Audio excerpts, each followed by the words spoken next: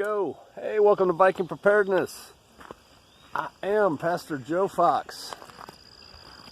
Gonna do a little walk and talk, catch you up, take care of some pieces, and yeah, those kind of things. I thank you for your indulgence yesterday. My dogs smell something. They're like in hunt mode. Thank you for your indulgence yesterday for me not doing a video. My son and daughter-in-law celebrate their boy's birthday on the same day. Makes the party more fun, that kind of thing. And so we went to that, and it was cool. They live in a very small town, very rural, in southern Kansas, and there's a house basically across the street from my son that's in decent shape, fully livable, and on a big yard, probably half acre. It's going for sale for $10,000. It's amazing. People buy side-by-sides that cost more than that.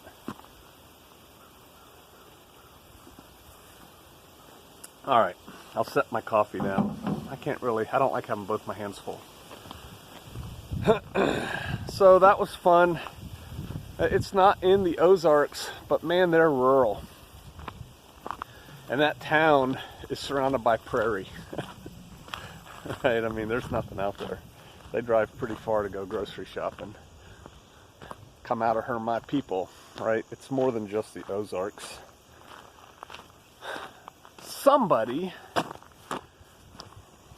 I think it was a woman, I certainly hope it was now that I said that, commented brilliantly on a recent post. And man, look, I know it looks bright to you, but it's really just after dawn. I just got up. Anyway, I was talking about it's difficult at times to find a rental that you don't have to sign a 1-year lease for, but that it can be done. And this Viking said, look into, I think it was a her, so I'm going to go with her. If it's a guy, I'm sorry, nothing personal. Look into, the words are important, short-term rental. You can go back to that post if you want. I think it was short-term rentals. Whatever word she used, I Googled, and I just put where we are, short-term rentals. They just came up. There's all kinds of them, and they're not that expensive. Yet it's going to be more expensive than renting a house. Around here, one can rent a fairly jank house, $600 a month. My daughter lives in a house that's only $300 a month, on 2.5 acres, but most of y'all wouldn't live there. I know a guy down there that rents a single wide trailer on 40 acres for $400, but that's kind of like a family and friends deal. So they're available, but a newish brick home, 3 bedrooms, 2 baths in a development, if you will, around here, rents for $1,200. You know, that's kind of the going rate. And so these short-term business type rentals, and what they are is fully furnished. What came up when I Googled it was fully furnished apartments. Mostly there were some house type situations, and they were probably $1,500 to $2,000 a month. Now for some of y'all, it's like, that's what I pay now. For some of you, that's really expensive. I get it. Somebody else just well, I just read it today because I was offline yesterday, sent me a message, and they're looking to buy, I get this a lot from people, 5 to 10 acres. Ouch, my leg hurts. And I think they said they wanted to spend $10,000 to $30,000. Yeah, in some places you can do that. On the outskirts of the Northwest Arkansas corridor, the Bentonville, Springdale, Fayetteville, all in there, the third fastest growing region of the country, land is more expensive. In my experience, land is cheaper south and east of that corridor. And, ooh, look at Pastor Joe dance. That was a spider web. And land is also cheaper, I think, in southern Missouri than it is in all the big parts of Arkansas. So there's that. In general, I paint with a broad brush. Your results may vary, something like that. So I don't remember where I was. I was trying to give the hint, look into fully furnished apartments if you want to do a short-term stay thing. Land prices. And so they wanted to buy 5 to 10 acres for 10 to 30K. 5 acres went for sale here about a year ago, a mile from my front gate, and it sold for $40,000, $39,900, $8,000 an acre. When we bought this, it was $237 an acre. I could not afford my own place now. So, there's that.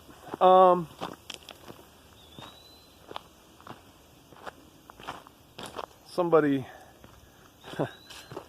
well, let me table that for a minute. Some of y'all should not drink and post, drink and comment. I can tell when you do. If you're feeling overly snarky or mildly irritated and you're ready to hit the return button on your comment and you've been drinking, you might want to hold that thought. Just saying. All right, big spiders out here.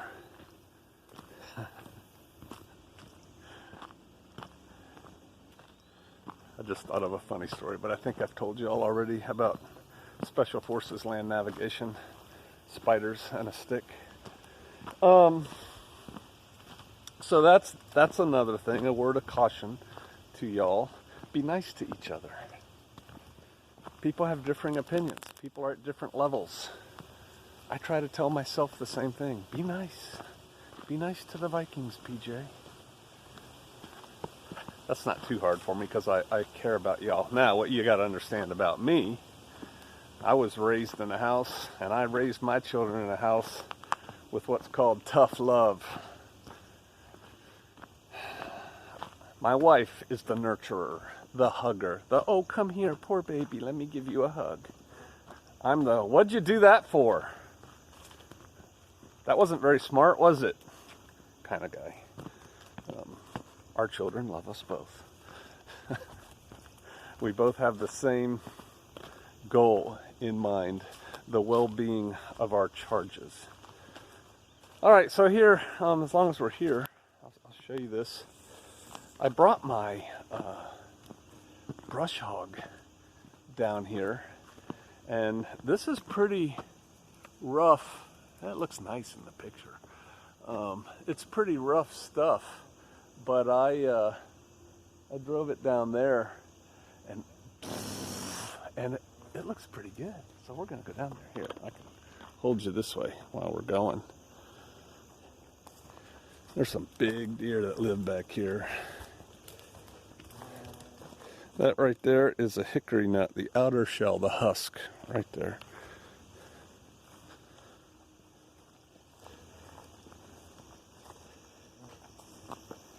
We built this particular path to get the I would say standing dead cedar, but they were laying dead cedar poles for my front porch so we could get back here to them.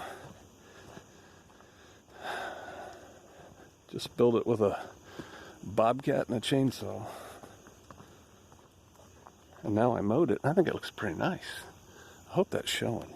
Yeah, you can see that, right? Yeah. Dogs are onto something. They smell something. All right, so there's that little catch up. You can look for places and rent fully furnished apartments for short term. I think in the Ozarks, maybe many other places in the country, things are starting to get popular. I don't think it's beyond the realm of possibilities for you to buy a cheap place to live in and then sell it. And I'll give you an example. This house my wife and I almost bought, $20,000. I really think that if we had just, you know how you can rent in some grocery stores the carpet shampooer thing? I think if we had just vacuumed, cleaned up, you know, paper towels and spray wipe, vacuum the carpets, and then put fresh paint on the walls. I think if we had just done that, it's a big, I thought it was a turtle, it's a big mushroom. Look at that, can you see that? Where are you? Right there. I think if we had just done that and put fresh paint on the walls, we could have turned around and sold that thing for $30,000 like that. And so, you know, it's definitely a step up from camping, right? You have a secure place to store your stuff. There's electricity and hot and cold running water and that kind of thing. I realize that none of us, few of us, have all the money in the world to spend on stuff. So, wow.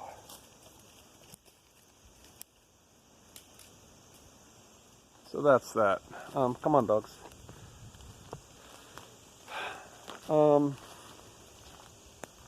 But if that's within the realm of possibilities, if it's like, yeah, I could do that and still have money to buy land, that's an idea. I've had a lot of people lately, I don't want to quantify that, but relative to how it's been in the past, I've had a lot of people contacting me on very short notice and saying, hey, we're going to be in the area, we'd like to come see you. I have accommodated some of those people, but we're pretty busy right now going into winter. We're probably not going to be doing that for a while. Once winter comes and things slow down, we probably will again. If one is a berserker in good standing, you can come here, no problem. I will make the time for you, and I have in the past. Other than that,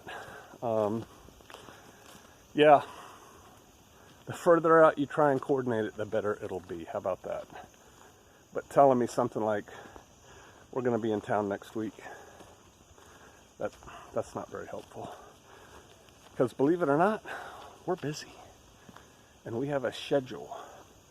And I just added stuff to it. With this tractor. I was telling somebody that the other day. It's like, yeah, it's a huge saver, manpower saver, combat multiplier, as Kevin said. But it calls to me, and I want to go do things with it. I was literally this morning, you know, as you're getting ready to wake up, you're kind of doing that lucid dreaming a little bit. I was dreaming about box blading my roads here. Well, I've got other things to do today. Playing on the tractor, but see, it's not really playing, right? The roads do need to be box bladed. But despite the fact that today it's going to go up to 88 degrees,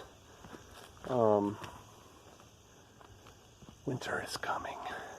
And I want to get the kitchen finished before winter is here.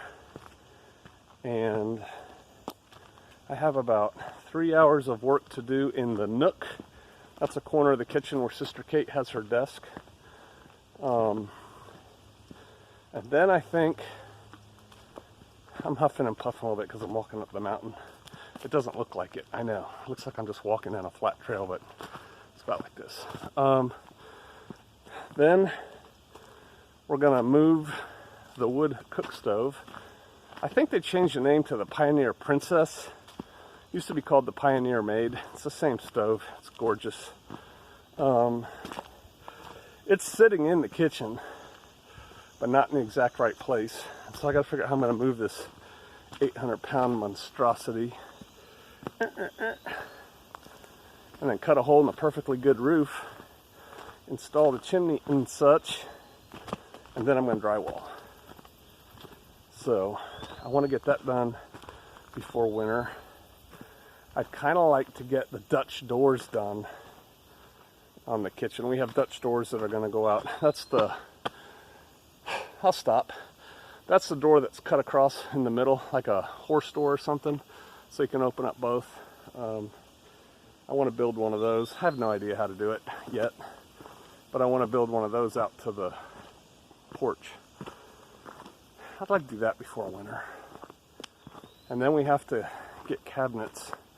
The fact that my big truck is in op at the moment is not helpful. But I have friends. So yeah, I want to get that stuff done before winter. And that kind of takes a lot of time for me. All right. So I talked about that. Let's talk about meetups. We've had a lot of people of late joining us. Welcome. Quick blurb. Don't send me messages. I don't see them in time. And also, if you want to contact me, vikingservices@hotmail.com, and put your level, Viking, Warrior, Jarl, Berserker. Get to your point quick in the email. That's helpful. But had a lot of people join, and one of the first things they ask is, what about meetups?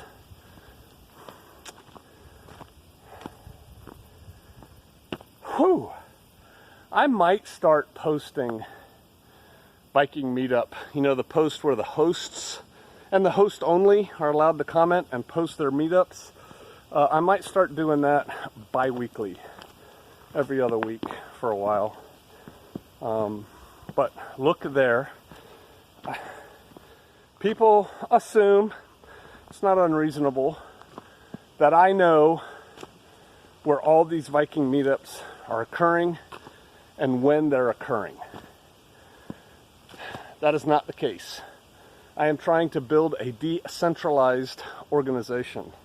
To that end, I don't really track it. I provide the space for the group leaders to advertise link-ups, meetups, activities, and then y'all can contact them directly and take it offline. Everybody in the world doesn't need to know your business. So the best thing is just to go look at the Viking meetup post. Just work your way back. And for new Vikings, whew, you got a lot of content for your dollar. You got years worth of stuff here. Just start working your way back. If there are no link ups, meetups in your area, host one. I will probably do a post soon again on how to organize and host a successful meetup. Build it and they will come. That's kind of the thought process there.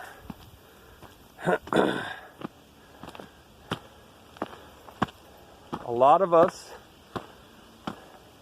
it's efficient. I get it. We ask, nothing wrong with asking, is there a meetup in my area? But if there's not, I think people lose hope. Don't. If there's not a meetup in your area, host one. Be amazed at who ends up coming. And again, these Viking meetups are for everyone, not just Vikings. It's to get local preppers together, touching antennas. All right, so right now it's probably 78 degrees-ish, nice. It's going up to 88. Full sun today. Sun's just coming over the horizon. And this tree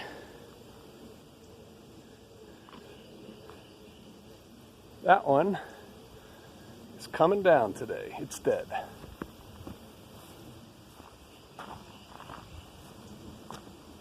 You see that?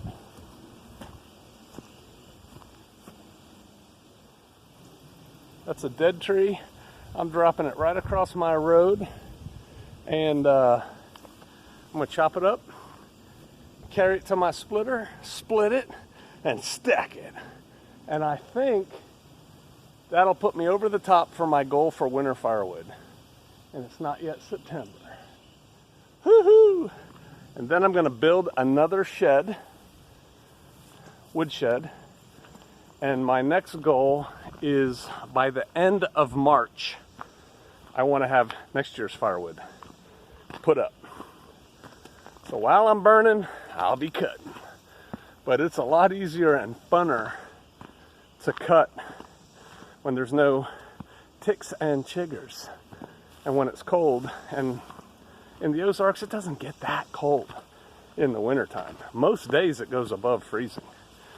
So, you know, by the time you get to working, you're in a t-shirt, maybe a long sleeve t-shirt. That's it. All right. Just a little catch up, little attaboy, little admonition. The world, you got about 1 minute of world sit rep. These tariffs are interesting. It's like the news media are turning up the heat. I think they're just going to keep turning it up until the elections. You know, everything's falling apart because of Trump. Somebody's got to take China to task. I've been saying for decades we should go to war with China. I was saying that when they were much weaker than they are now. It's getting stronger every day, and they're going to fight us. And personally, I think we're going to lose. Which is not the same thing as me saying, I want to lose. I'm glad we're going to lose. No, I think that's what's going to happen. This empire is ending. Start learning Mandarin. Ni hao ma. Shit, shit. So yeah, I was looking at wheat, soy, and corn briefly. My wife was driving, I was tired, so while she was driving, I was looking on the internet. Soy prices have just, the bottom's fallen out. Farmers still have soy stored from last year that they haven't sold, and they've got soy in the field. It's worth nothing. I mean, it's worth much less than they want it to be. They're gonna take it in shorts for that one. And you know, is there gonna lead to a farm crisis? I don't know. Corn, holding steady. It's not too expensive. It's not too cheap. So evidently this flooding didn't kill corn, or, you know, whatever. Corn's doing good. Wheat, I was starting to study wheat. My wife interrupted me, so I'm not sure where we're at with wheat, as, you know, commodity prices and things like that. But I know this, I don't think food's gonna get any cheaper. Buy food, food security. I think it might have been MI Prepper just did a post about my old TA-50, my old field gear, military type, you know, tack gear kind of stuff. I've replaced it with newer, upgraded stuff. I don't have unlimited space. Should I get rid of it or keep it? Keep it. Put it aside. You may be able to help others who may be able to help you. Same thing with food. Once you think you have enough food, get more. You could help others who maybe could help you. I just read on Mosby's Patreon blog, Real World. He's doing an excellent series on the concepts of setting up a special forces, I called them base camps when I was in. There's a new name for it, but basically base camps, and how that applies to establishing a survival retreat. And so he's doing a whole series on that. And a current Green Beret with multiple combat tours in Syria, Afghanistan, and Iraq wrote him and said, here's the reality of living on one of these things. And he's also a prepper, the guy who wrote to him. And blah, blah, blah.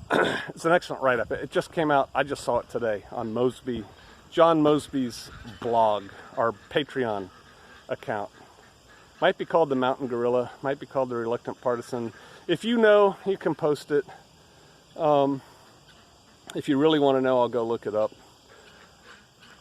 But anyway, one of the things this guy signed off on was, you can't be too fit. You can't have too much food. Right? From a guy who's living it right now. That holds true. You just can't be. My recommendation, if you have too much gear, is to build a shed and organize it and store your gear in there. A tactical shed, a tack shed. All right, I'm home. I got to get to work. Y'all have an awesome day.